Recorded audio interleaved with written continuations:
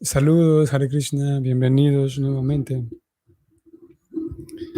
Bienvenidos a la lectura del Bhagavatam. Vamos a dar continuidad hoy con el verso 38 en el capítulo 14.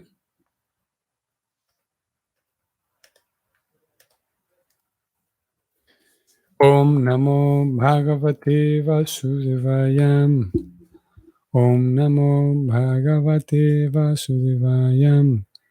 Om Namo Bhagavate Vasudevaya.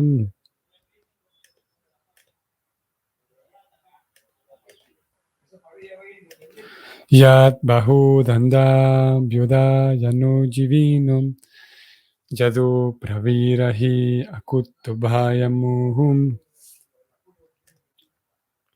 Adikramantyangri Bir Ahritambalat Sabham Sudharman Surasatta Mochitam. La traducción del verso es la siguiente. Los grandes héroes de la dinastía Yadu, estando protegidos por los brazos del Señor Sri Krishna, siempre se encuentran libres de temor en todo aspecto. Y por consiguiente, ellos ponen los pies en la casa de asambleas Sudharma, digna de los mejores semidioses, pero a quienes les fue despojada.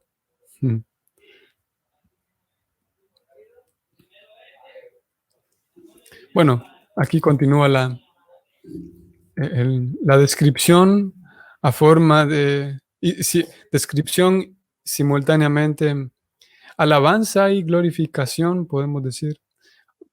La palabra que más se utiliza, que Prabhupada utilizaba, al menos como se traduce al español, es glorificación, que sería un sinónimo tal vez en un lenguaje más cercano a nosotros. Sería lo mismo que hablar de alabanza, una alabanza a Krishna. En este caso, no solamente a Krishna, como lo hemos venido viendo en estos versos anteriores, sino también una alabanza a él y a sus devotos. Se habló en el verso anterior de Satyabhama, ustedes recuerdan. Y hoy se está hablando de los héroes, de los integrantes de la dinastía Yadu, que como dijimos hace unos días, esa dinastía Yadu estaba formada por miembros de la familia de Krishna, que cuando Krishna apareció en el planeta, ellos formaron parte de ese elenco, personas, almas liberadas que lo acompañaron especialmente en esa misión. Y si Krishna los había traído para ayudarle a restablecer el orden, eran guerreros, muchos de ellos.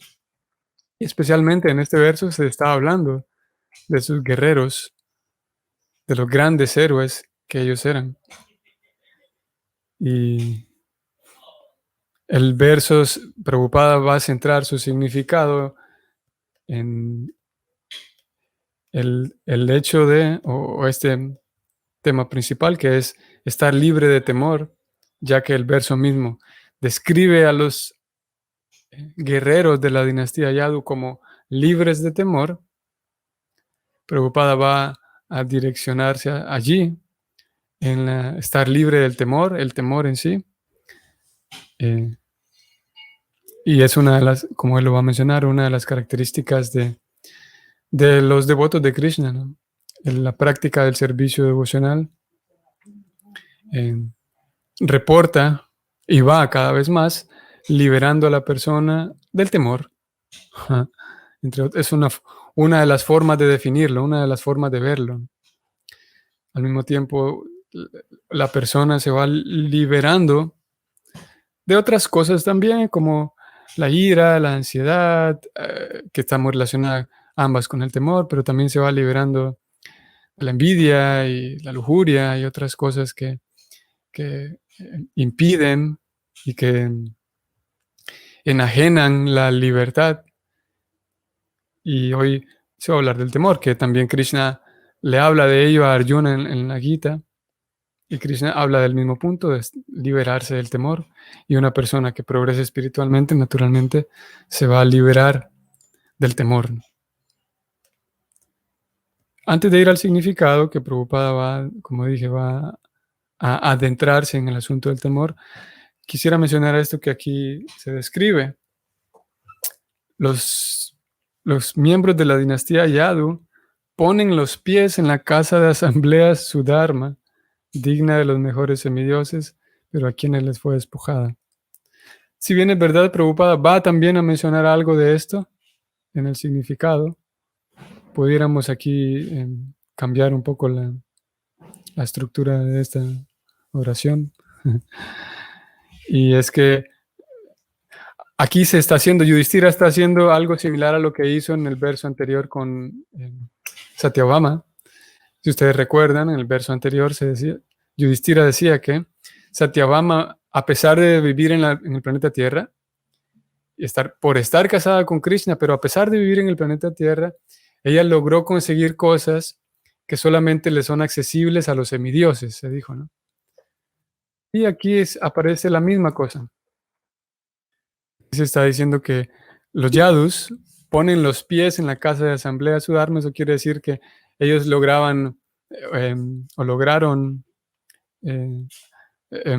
adentrarse o meterse a lugares tan emblemáticos y tan bien custodiados por los semidioses, como lo era este lugar que aquí mencionan, la casa de asamblea Sudharma. No es un lugar ordinario, sino ese sitio en particular es muy cuidado y protegido y por lo tanto importante para los semidioses, que no cualquier persona puede entrar allí. Sin embargo, los miembros de la dinastía Yadu, por estar protegidos por el Señor, sin ningún miedo y sin temor a que nadie les diga nada, ellos se iban y se metían a esa casa de asambleas, que como aquí el mismo verso dice, que era digna de los mejores semidioses. Y no solamente eso, sino que los Yadus en un momento también lograron, ¿cómo se dice? Despojar. Aquí Prabhupada usa esa palabra, despojar.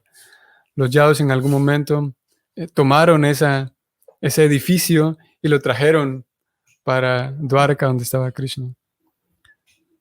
Como dije, lo mismo que se dijo de Satyabhama en el verso anterior, aquí se menciona de los Yadus, que ellos, a pesar de vivir en la tierra, conseguían cosas y disfrutaban de cosas que son accesibles para ningún ser humano que vive en la tierra, solamente accesible para los semidioses, pero ellos, por el contacto con Krishna, podían acceder a todo eso, ¿no?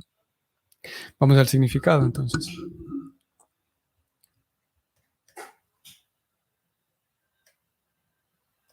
A aquellos que directamente son servidores del Señor, Él los protege de todo temor.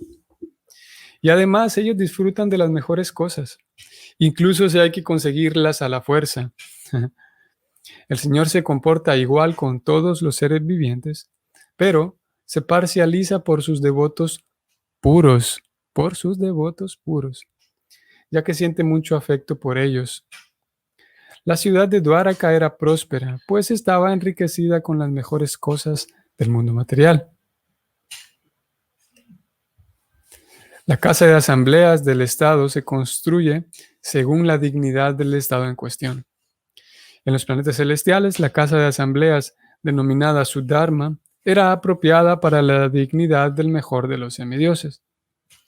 Una casa de asambleas de esa categoría no está hecha para ningún estado del globo, pues el ser humano de la Tierra es incapaz de construirla, por muy adelantado en lo material que un determinado estado se encuentra. Pero durante la época en que el Señor Krishna estuvo presente en la Tierra, los miembros de la familia Yadu trajeron a la fuerza hasta la Tierra la casa de asambleas celestial y la pusieron en Dwaraka. Ellos pudieron usar esa clase de fuerza porque estaban seguros de la indulgencia y protección del Señor Supremo, Krishna. En otras palabras, los devotos puros del Señor le proveen a Él de las mejores cosas del universo. Los miembros de la dinastía Yadu le proveyeron al señor Krishna toda clase de comodidades y facilidades que había disponibles en el universo. Y a cambio, esos servidores del Señor se encontraban protegidos y de temor. Hasta aquí, Prabhupada describió brevemente cómo es el intercambio o cómo era el intercambio entre los Yadus y Krishna, y cómo es el intercambio entre Krishna y un devoto puro, él dijo aquí, ¿no? Una persona con devoción pura. Y debido a que esos devotos puros, esas personas puras con suficiente pureza, están todo el tiempo dándole lo mejor que tienen al alcance a Krishna, entonces Krishna se encarga de protegerlos de todo temor. Fue la esencia de este primer parágrafo que leímos. Y Prabhupada cita a los Yadus, como los Yadus no les importó cualquier cosa y fueron y trajeron esto para Krishna, para darle comodidad a Krishna. Y él cierra este parágrafo diciendo que Krishna los protege de todo temor a ese tipo de personas. Esos servidores del Señor se encontraban protegidos y libres de temor. Y para nosotros también está esa protección y libertad del temor.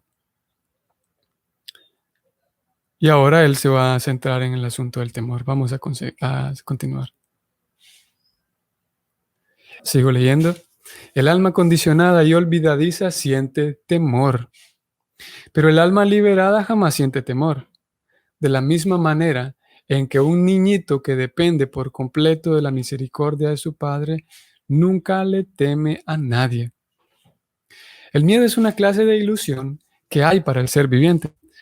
Cuando se encuentra dormido y de su eterna relación con el Señor.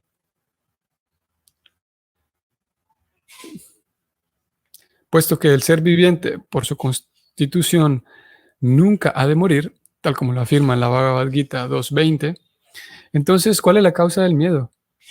Una persona puede que le tenga miedo a un tigre en un sueño, pero otra que está despierta a su lado no ve ahí ningún tigre. El tigre es un mito, es falso para ambas, es decir, tanto para la persona que sueña como para la que está despierta.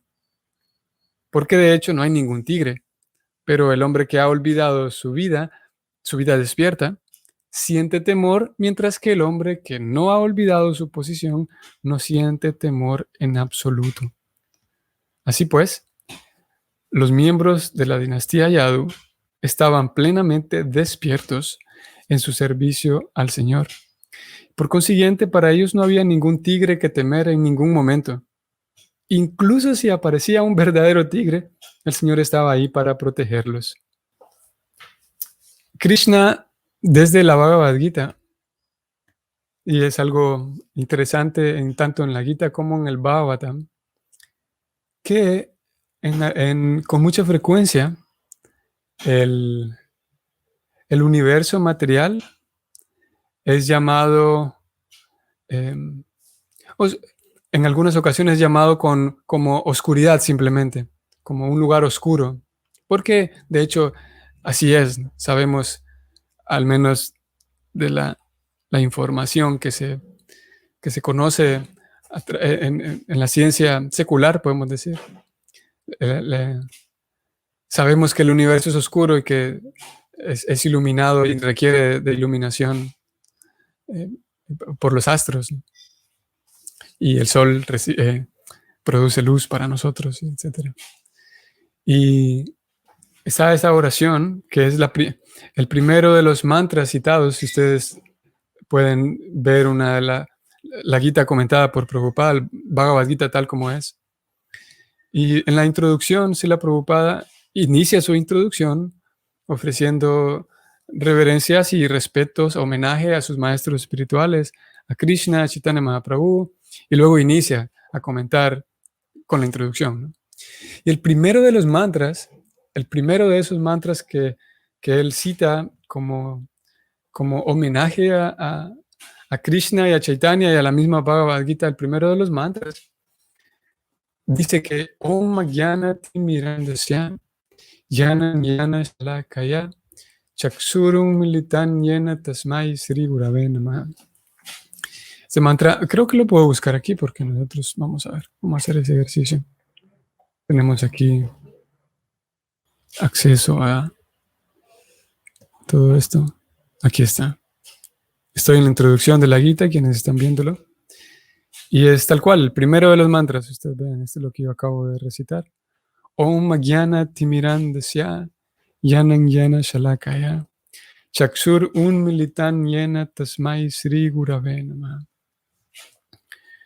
Y este mantra dice que ofrezco homenaje y ofrezco mis reverencias, mi homenaje a mi maestro espiritual, Sri Gurave Namaha, a mi guru ofrezco reverencias, Namaha, porque en la primera línea se dice Agyana Timirandasya, porque nací en este lugar que está lleno de oscuridad, lleno de, oscuridad por todos lados. Y ofrezco reverencias a mi maestro espiritual porque a pesar de yo nacer en este lugar con los ojos cerrados y el lugar ya es oscuro, ese maestro espiritual, a través del conocimiento, abre mis ojos. A través del conocimiento, cual antorcha, abre mis ojos y me permite ver con claridad. Y es muy significativo porque todo el proceso del Bhakti, como ustedes sabrán, todo el proceso consiste en entregarse a Krishna y confiar en la presencia y la protección de Krishna. Y a tal punto que un alma completamente liberada y pura, un alma que ha logrado limpiarse completamente de todo, vive en un estado libre de miedo y un estado feliz. Y ambas cosas son, en un sentido y en este contexto, podemos decir que son sinónimos. Una persona vive feliz porque está libre de miedo. Y aquella felicidad inocente está tan relacionada con la libertad del miedo. Como Prabhupada también citó aquí y se apoyó en esta analogía muy acertada, por cierto, en esa analogía de un niñito que no teme de nada porque sabe que su papá está con él. Que el momento en el que pueda sentir temor, el sentir la presencia, el ser protegido por su papá es suficiente para el niño. Incluso a pesar de que creo que todos podamos tener experiencia de esto, al menos podemos comprenderlo intelectualmente. Incluso a pesar de que realmente ambos, el papá y el niño, estén en una situación de peligro, e incluso a pesar de que el padre pueda sentir temor, el niño no siente temor únicamente por la presencia de su papá, incluso a pesar de que su papá esté sintiendo temor en ese momento. Pero el niño no siente temor por la presencia de su papá. Claro que a diferencia de la relación con Krishna, no va a suceder eso con Krishna, de que Krishna en un momento sienta temor por su propio bienestar, ¿no? Sino por el contrario. Sin embargo, el proceso del Bhakti consiste en eso, en yo por fin darme cuenta de aquella verdad que siempre fue verdad, que nunca dejó de serlo, pero que yo la olvidé. Y la verdad es que todo el tiempo estoy protegido por Dios. Y en eso consiste simple y llanamente el Bhakti, en que a través de una serie de protocolos y normas y reglas y actividades pueda ir limpiándose mi corazón para entonces llegar nuevamente a recordar, y Prabhupada lo mencionó en este verso también. A ver, voy a regresar al verso. El miedo es una clase de ilusión que hay para el ser viviente cuando él se encuentra dormido y olvida su relación eterna. Es clave aquí el asunto de olvidar la relación eterna con el Señor, porque trágicamente podemos decir que es tragicómica nuestra situación, porque solamente consiste en recordar que estoy protegido siempre por Dios. Y el detalle es que ha pasado tanto tiempo y hemos sufrido tantas heridas. El pobre alma está ahí vida tras vida tras vida, sufriendo heridas y dañando a otros y otros dañándole a sí misma, dañándose a sí misma a ella y otros dañándola a ella también. eh, tantos traumas y tantos eventos desagradables, ya ahora no tiene confianza en otros, ni siquiera tiene confianza en sí misma. Por lo tanto, hay tantas coberturas y tantas cosas que le piden recordar ese hecho real y eterno que nunca dejó de ser verdadero, de que está en presencia de Dios y que Dios está con ella. Y debido a ese olvido, estamos llenos de temor. Y tenemos temor de tantas cosas. Temor a no ser aceptado, temor a no ser lo suficientemente apto para los demás, temor a no ser lo suficientemente perfecto, temor a así no recibir suficiente afecto, temor a no tener suficiente protección en el futuro, de tantas maneras. Y si hay una persona que hoy por hoy tenga todas sus necesidades satisfechas y tenga una buena, sí, una vida con suficientes recursos, suficiente salud, suficiente dinero, con suficientes recursos para vivir bien, que hoy por hoy esté viviendo bien, invariablemente e inevitablemente va a sentir temor de, ¿y en el futuro voy a poder estar bien también? Siempre hay el temor, incluso a pesar de que en cierto momento logre cualquier persona, logre conseguir todos los recursos que le hagan sentir aliviada y segura, aún así siempre habrá la incertidumbre del futuro. Siempre habrá la incertidumbre de si voy a ser capaz de mantener esto para mantener estos recursos en el futuro. Y voy a ser capaz de mantener estos recursos para el bienestar de mis hijos. Siempre, en todo momento, habrá la oportunidad de que entre la incertidumbre. Y esa es la característica del alma condicionada. Al menos esta es la descripción que ofrece el Bhakti. Y en cuanto la persona pueda rehabilitar su relación, rehabilitar su vínculo con Dios. Y está abierto para que cada persona profundice cuanto quiera. Cada persona puede profundizar a donde su inteligencia, a donde sus recursos le permitan, a donde su eh, sinceridad, a donde su seriedad le permita. Y está disponible para todos esa libertad completa del miedo. Al mismo tiempo, el Bhakti, todo el sistema del Bhakti, la teología del Bhakti ofrece una perspectiva ligeramente distinta, en realidad es bastante distinta. Es una diferencia sutil comparada con otros métodos espirituales para acercarse a Dios. Es una diferencia sutil, pero el resultado es bastante diferente. ¿A qué me refiero? A que en el Bhakti no es aquel tipo no es aquella propuesta en donde se te dice, bueno, si tú oras todos los días, si tú das dinero todos los días, si tú haces todos los protocolos espirituales, entonces nada malo te va a pasar. Vean que, como digo, es muy sutil, porque el verso hemos leído que Krishna libera del miedo a las personas, del temor. Pero las cosas desagradables puede ser que sigan ocurriendo y de hecho seguirán ocurriendo. Y el Bhakti no propone una, un resultado utópico, no propone una utopía de que si tú le oras a Dios todo el tiempo, nada malo te va a pasar. Y eso es otro tipo de ilusión, es otro engaño. Porque en el proceso del Bhakti aprendemos que este lugar en donde estamos, llamado el mundo material, por todos lados tiene problemas. Y a cada momento, el Bhagavatam lo menciona así, para cada persona, en cada etapa de la vida, siempre habrá problemas. Y el pobre alma ilusa, en medio de la ilusión, se imagina que posiblemente en cierto país no tienen problema. Posiblemente quienes tienen cierta estabilidad económica no tienen problema. Quienes tienen cierta edad no tienen problema. Y ilusamente, la mayoría de las personas, en general todas las personas, imaginamos que si yo estuviera en tal o cual situación no tendría problemas. Cuando tenga la mayoría de edad, cuando sea un ser humano mayor de edad, ahí voy a estar feliz, y etcétera. Todos sabemos eso, ¿no? Lo cierto es que el Bhakti no propone eso de que se van a tus problemas si le oras a Dios y nada malo te va a pasar.